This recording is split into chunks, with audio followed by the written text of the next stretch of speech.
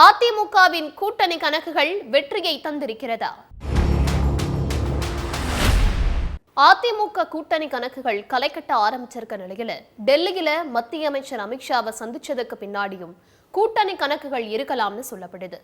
இன்னும் தேர்தலுக்கு 1 வருஷம் இருக்கு, கூட்டணி பத்தி பேச இன்னும் டைம் இருக்குன்னு அதிமுக சொல்லி இருக்க நிலையில அதிமுகவோட கூட்டணி கணக்குகள் கடந்த காலங்கள்ல அதிமுகவுக்கு வெற்றியை தந்திருக்கா அப்படிங்கிறதையும் அலச வேண்டியிருக்கு.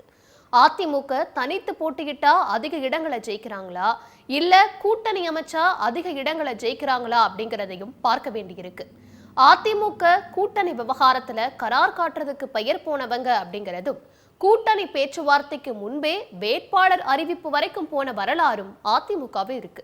அதுபடி சட்டமன்ற தேர்தல்ல அதிமுகவோட கூட்டணி கணக்குகளை அலசினா சுவாரஸ்யமான தரவுகள் கிடைக்கப்பெறுது. எம்ஜிஆர் முதல் எடப்பாடி வரை கூட்டணி கணக்குகள் சொல்வது என்ன? அதிமுகவின் கூட்டணி கணக்குகள் வெற்றியை தந்திருக்கிறதா? இதையெல்லாம் தான் ஸ்பாட்லைட்ல பார்க்க போறோம். 1972 அதிமுக தொடங்கப்பட்டாலும் அதிமுகவோட முதல் முழுமையான தேர்தல் அப்படிங்கிறது 1977 சட்டமன்ற தேர்தல் தான். இந்த தேர்தல்ல மார்க்சிஸ்ட் கம்யூனிஸ்ட் கூட கூட்டணி வச்சாலும் 200 தொகுதிகள்ல அதிமுக போட்டியிட்டாங்க. அதுல 130 இடங்களை அதிமுக மட்டுமே வென்று ஆட்சி அமைச்சாங்க.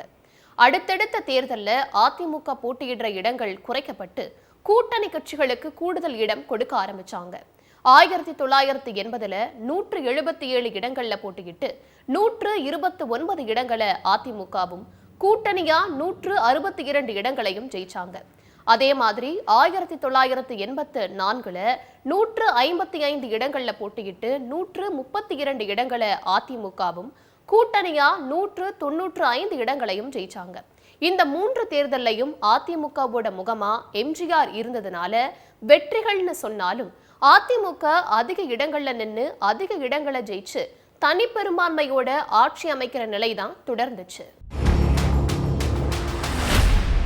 எம்ஜிஆர் மறைவுக்கு அப்புறமா அதிமுக ஜே அணி ஜானகி அணின்னு பிரிஞ்சு 1989 தேர்தல்ல தோல்வியை சந்திச்சதுக்கு அப்புறமா ஜெயலலிதா தலைமையில முழுமையான அதிமுகவா 1991 இருந்து 2016 வரைக்கும் 6 சட்டமன்ற தேர்தலை சந்திச்சாங்க. இதுல 4 தேர்தல்களை வென்று ஆட்சி அமைச்சும் 2 தேர்தல்ல தோல்வியை சந்திக்கவும் செஞ்சாங்க.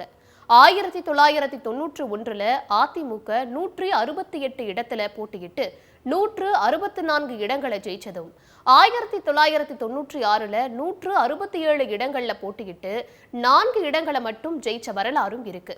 அதிரடியா 2016 234 இடங்கள்ல 227 இடங்களை அதிமுகவும் மீதம் இருக்கிற 7 இடங்கள்ல கூட்டணி கட்சிகள் இரட்டை இலை சின்னத்திலையும் போட்டியிட்டு 136 இடங்களை ஜெயிச்ச வரலாறும் அதிமுகவுக்கு இருக்கு. 2016 தவிர மற்ற தேர்தல்கள்ல அதிமுக 150 முதல் 180 இடங்களுக்குள்ள போட்டியிடுறதும் கூட்டணி கட்சிகளை 80 இடங்களுக்குள்ள சுருக்கிற ஃபார்முலாவையே அதிமுக கையில் எடுத்திருக்கு. ஜெயலலிதா மறைவுக்கு அப்புறமா தேர்தல இபிஎஸ் தலைமையிலான அதிமுக கூட்டணி 2021 தேர்தல்ல 75 இடங்களை ஜெயிச்சாலும் தேர்தலுக்கு அப்புறமா கூட்டணி கட்சிகள் வெளியேறினது, அப்புறம் கட்சிக்குள்ளேயே ஓபிஎஸ் பிரிவு உருவானதிலையும் 62 உறுப்பினர்களோட எதிர்கட்சியா இருக்கு. எம்ஜிஆர் மறைவுக்கு அப்புறமா அதிமுக வென்ற தேர்தல்கள்ல 1991 கூட்டணி கட்சிகள் 60 இடங்களையும் 2001 64 இடங்களையும் 2011 53 இடங்களையும் ஜெயிச்சு கொடுத்திருக்காங்க. அதே போல ஆட்சி இழந்த 1996 ஒரு தொகுதியை கூட கூட்டணி கட்சிகள் அதிமுகவுக்கு ஜெயிச்சு தரல. 2006 வெறும் 8 தொகுதிகளையும் 2021 வெறும் 9 தொகுதிகளையும் மட்டுமே ஜெயிச்சு கொடுத்தாங்க. அதிமுக தனித்து போட்டியிட்டா வெற்றிங்கிறத 2016 காட்டினாலும் அணிகள் உடைந்து நம்பிக்கையில்லா தீர்மானம் வரைக்கும் போகிற அளவுக்கு பெரும்பான்மை குறைவாக இருந்துச்சு.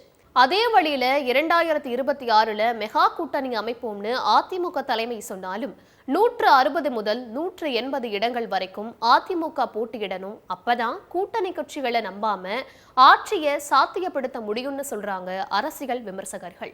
ஆனா 2026 ஆட்சி அதிகாரத்துல பங்குங்கிற ஆயுதத்தோட கூட்டணி கட்சிகள் களமிறங்கினா கணக்குகள் எப்படி மாறும் அப்படிங்கிறதையும், அதிமுக தனி பெரும்பான்மையா ஜெயிக்க வலுவான கூட்டணி வேணுங்கிறதையும் தான் கடந்த கால தரவுகள் சொல்லுது.